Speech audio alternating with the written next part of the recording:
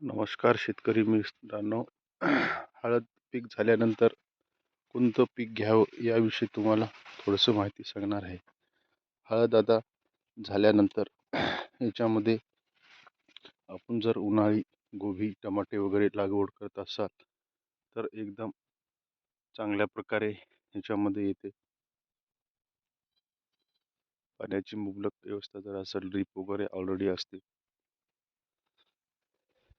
Drip साईडला करून आपण याच्यामध्ये चांगल्या प्रकारे पानगोबी, फुलगोबी, टमाटे घेऊ शकता. किंवा ते घेतल्याच्या नंतर किंवा ते नाही घेतलं तर अतिशय प्रकारे चांगले कापूस येते. सोयाबीन जर घेतलं तर याच्यामध्ये मोठ्या प्रमाणात अन्नद्रव्य पडलेले असतात. त्याच्यामुळे याच्यामध्ये सोयाबीन खूप वाढ होते आणि पाहिजे त्या प्रमाणात माल लागत नाही आहे. त्यानंतर पावसाळी पीक आपण सोयाबीनच घेतो, कापूस घेतो. तूर जरी घेतली तर चांगल्या प्रकारे येते.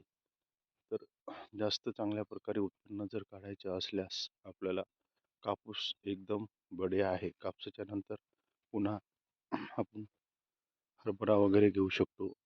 गहू पण चांगल्या प्रकारे घेऊ शकते. कमी प्रमाणात याला खत वगैरे लागते. त्याच्यामुळे आपण कापूस झाल्याच्या नंतर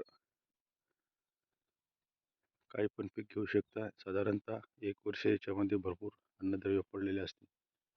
त्यानंतर कापसाच्या नंतर आपण तीळ वगैरे सुद्धा घेऊ शकतो. चिया घेऊ शकतो. चिया पण चांगल्या प्रकारे आता आपल्या भागामध्ये, महाराष्ट्रामध्ये, परिसरात चांगलाच प्रसिद्ध होत आहे. त्यामुळे चिया पण घेऊ शकतो. पण सोयाबीन हे जास्त प्रमाणात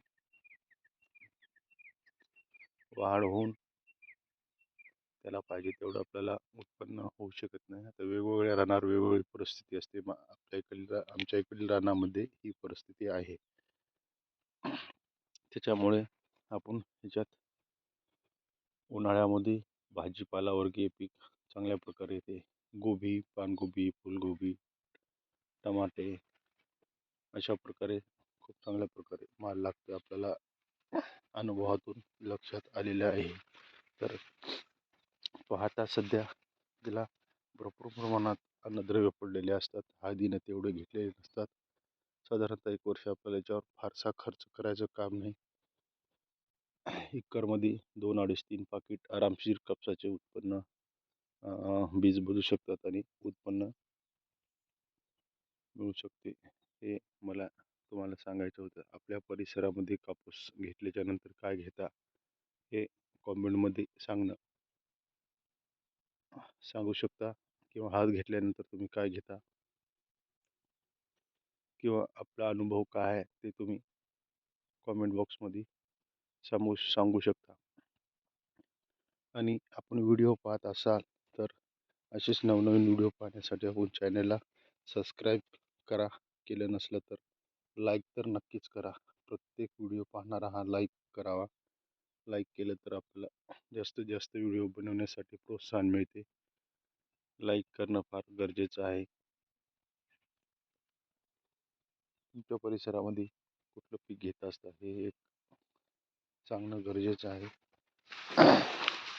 वेळोवेळी मी अशीच माहिती तुम्हाला देत राहील.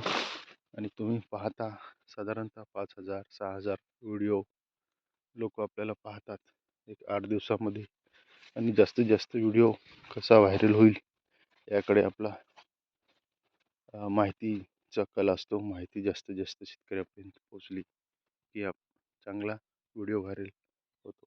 आणि आपल्या परिसरामध्ये काय चांगलं आहे ते तुम्ही कॉमेंटमध्ये सांगा.